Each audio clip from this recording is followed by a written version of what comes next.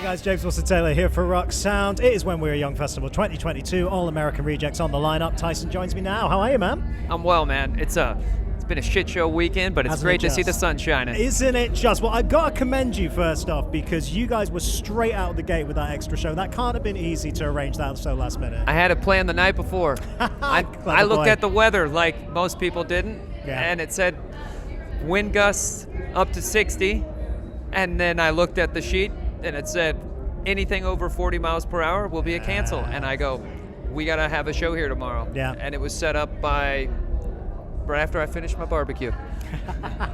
Looked good, the barbecue in that place, by the way. Fantastic, fantastic. Very, very good. No, but that's got to be nice. It looked like a really, really special moment there, being able to actually do something like that. Our crew and us both were like, this might have been the best show in 10 years we've had. Like, it was just, it felt like a reject show. I want to talk to you a little bit because we talk about last night's show and like so nostalgic and everything. Just really, really lovely to see you play like a lot of old classics in there and everything as well. Thanks, man. It's cool that we've just passed the 20th anniversary of the debut, right? Like literally just passed. Not to make you feel old. I apologize. No. Hey, but makes me feel old as well. It's good. Yeah. But like what I always like to ask around those album anniversaries is not so much what's changed because that's kind of obvious, but is there anything from making that first record that's actually stuck with you? Is there anything that kind of remains about that process at all? Yeah, like.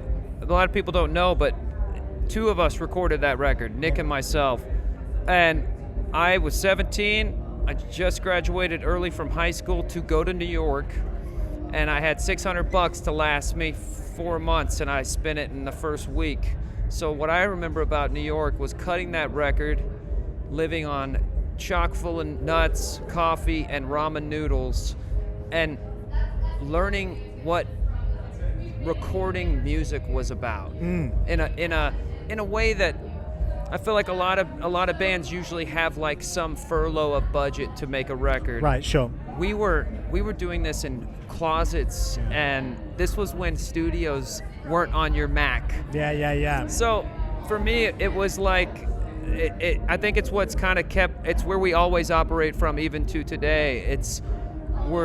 We try to just not categorize or judge what we're doing as long as what we're doing comes from this place of sort of our discovery when we initially started. Yeah, that's really, really nice to hear. I love it when things like that you can just pick up from the beginning and it keep isn't always perfect. No, sure. But we try, right? Yeah, that's the nature of it. Nice to see you're pushing into new territory still as well. Obviously, brand new band kind of just got announced at the time of recording here. Tell me a little bit about that project. Like, how did that kind of come together? Were these people you wanted to work with for a long time as well? And everything? Yeah, man. These are musicians that I played with Scott, my partner, and now more than ever. He's played keys with the Rejects for a while, and he's a virtuoso, next level kind of musician. And Izzy Fontaine, who's our guitarist.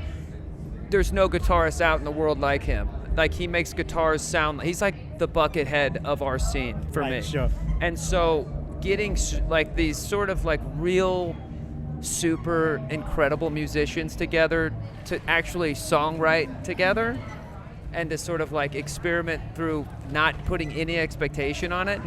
This band, now more than ever that we've started, has become something that I honestly I've cared more about this than I've cared about anything in the last 15 years of my musical career, man. We're so excited. Is it just because you're getting to actually write with these people now? It's pure. I'm not under the arm of a record label telling me that they want me to do the Imagine Dragons thing. Or tell me that's not a note you really got. Oh, I mean, yeah. The major labels, man, they just want you to write with other writers and get that sound so you can go sell their fucking I got that. T-shirts. Yeah. But this is the exact opposite. This is pure. This is untouched, and it's still, for me, it's good. Yeah. Like, it's funny. A lot of people probably compared to us on this bill, we'd probably be considered like the sellouts, right? So I don't know if that's true, but no. But the archetype of that label means that you shared your music, right. and so this feels really good because with Now More Than Ever, we're sharing our music and we actually have no support behind us, but just the fact that we believe in it. Yeah. And so nothing like that can go wrong. Record's out March 17th. We've got another song coming out December 9th. It's going to be the one. I'm really excited about it. This band is this band's going to be something I'm going to be contributing to for the rest of my life. Very exciting to hear that, man. Good to see you so Cheers. hyped up about it. And in terms of Reject stuff, are we looking at doing more new music? I know you had like, a few singles here and there and all that kind of stuff. No, just happy to keep it chill? You got 4 records you can listen to.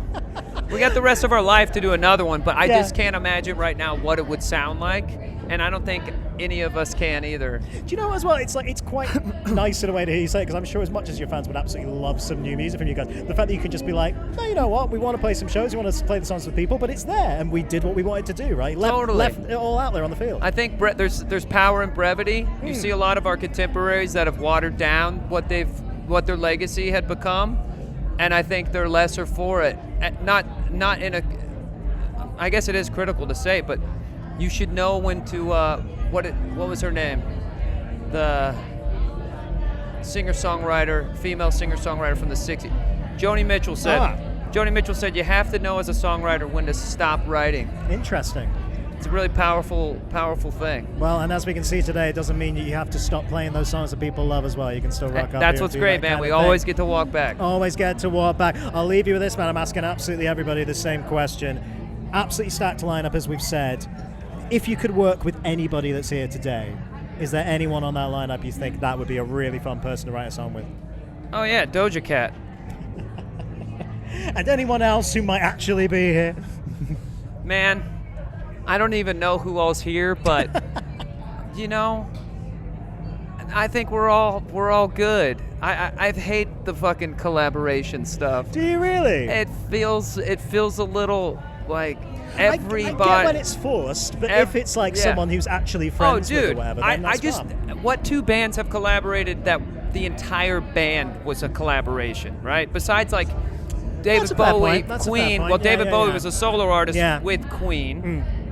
I guess you could probably say the same song with The Used and My Kim did. Yeah, there you go. There you go. There's 2 bands. Yeah. But they did a cover. Let me rephrase the question then. Who would you play Under Pressure with, Tyson? That's the real question. Who would I play Under Pressure with?